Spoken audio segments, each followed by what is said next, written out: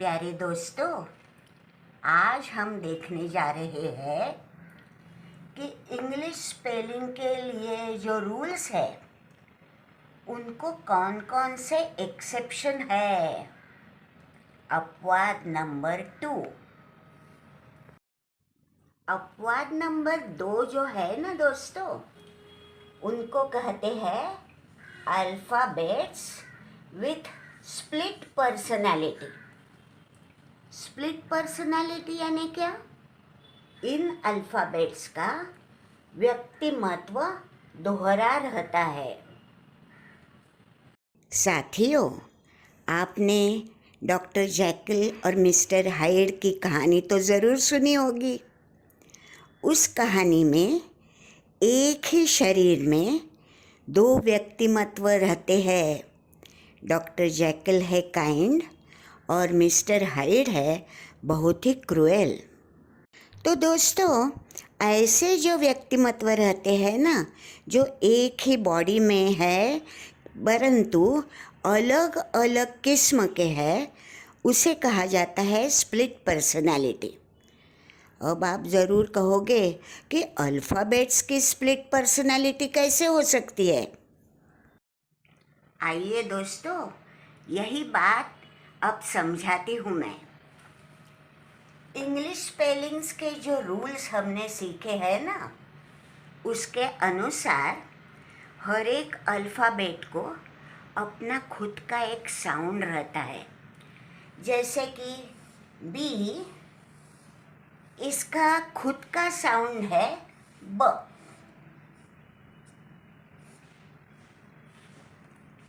H, इसका अपना खुद का साउंड है ह।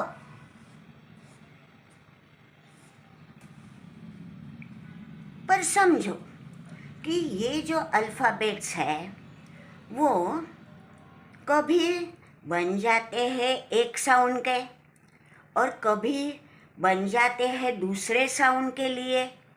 तो कहा जाता है कि इनका व्यक्तिमत्व यानी पर्सनालिटी स्प्लिट है, यानी विभाजित व्यक्तिमत्व या दोहरा व्यक्तिमत्व है। अब दोस्तों, ऐसे स्प्लिट पर्सनालिटी वाले यानी दोहरे व्यक्तिमत्व वाले अल्फ़ाबेट्स कितने हैं? हम तो भैया लेंगे 4 एग्जाम्पल्स। पहले है अल्फ़ाबेट सी।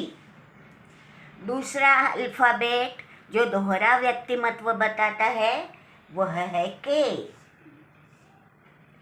तीसरा है वाई और चौथा है ई। तो इन चारों के माध्यम से हम बताने जा रहे हैं कि स्प्लिट पर्सनालिटी अल्फ़ाबेट्स होते हैं क्या। आइए हम पहले चार्ट पे आते हैं। दोस्तों, पहला वाला चार्ट हमें बता रहा है कि अल्फ़ाबेट सी और अल्फ़ाबेट के कैसे स्प्लिट पर्सनालिटी वाले हैं। पहले लेते हैं एग्जाम्पल अल्फ़ाबेट सी का। अल्फ़ाबेट सी कभी कभी क साउंड निर्माण करता है तो कभी कभी स साउंड निर्माण करता है। अब देखते हैं पहले कि सी, यह अल्फ़ाबेट क साउंड कहाँ निर्माण कर रहा है।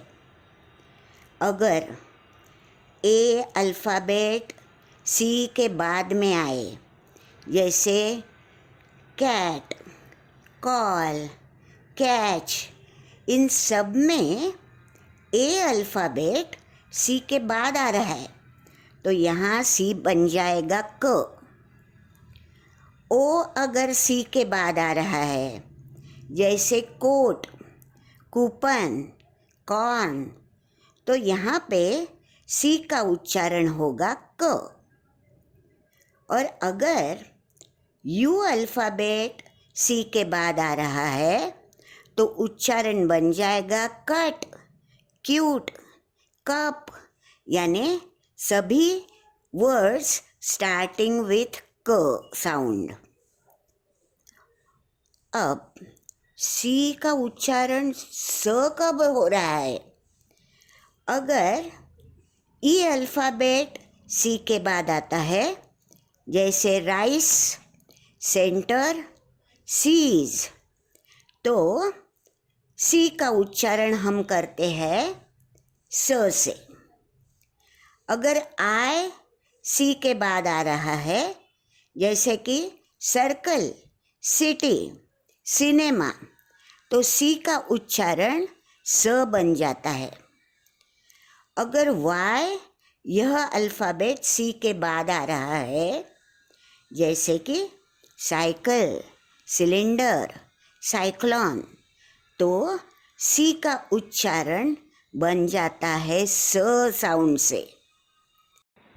अब दोस्तों आते हैं एग्जाम्पल नंबर 2, अल्फ़ाबेट के। अल्फ़ाबेट के जो है ना, उसका उच्चार सर्वसाधारणतः क रहता है, जैसे किड, किंग, काइट, किल, इन सब में के का उच्चार है क। परंतु अगर के बाद इमीडिएटली एन आता हो तो के साइलेंट बन जाता है। अजीब बात है ना दोस्तों, के अपनी आवाज़ ही खो बैठता है।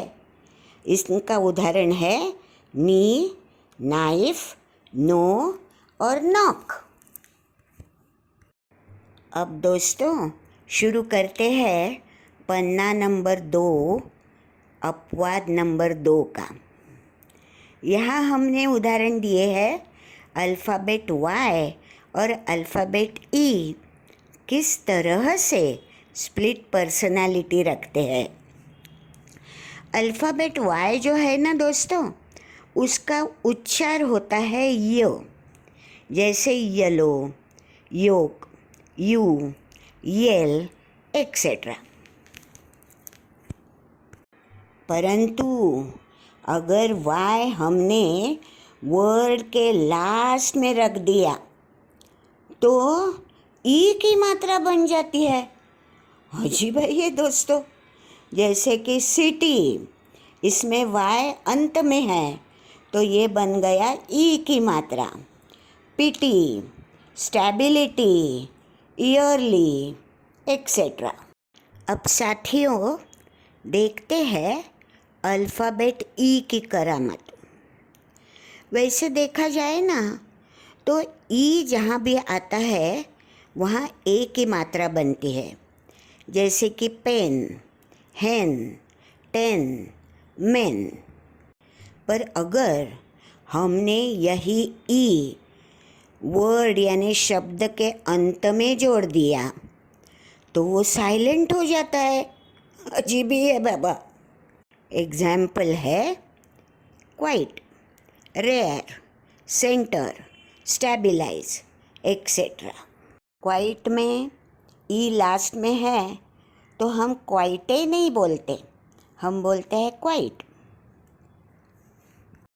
यानी यहाँ ई बिल्कुल चुपचाप हो गया, साइलेंट बन गया।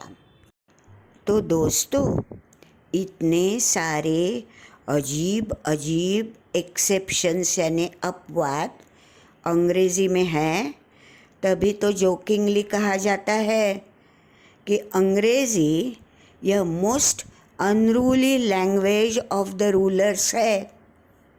पर क्या करें, जब तक इसमें सुधार नहीं होता तब तक तो हमें यही सारा सीखना है, और वह हम सिखा रहे हैं थोड़ा मसाला ऐड करके। तो छोटू तुम्हारा क्या कहना है?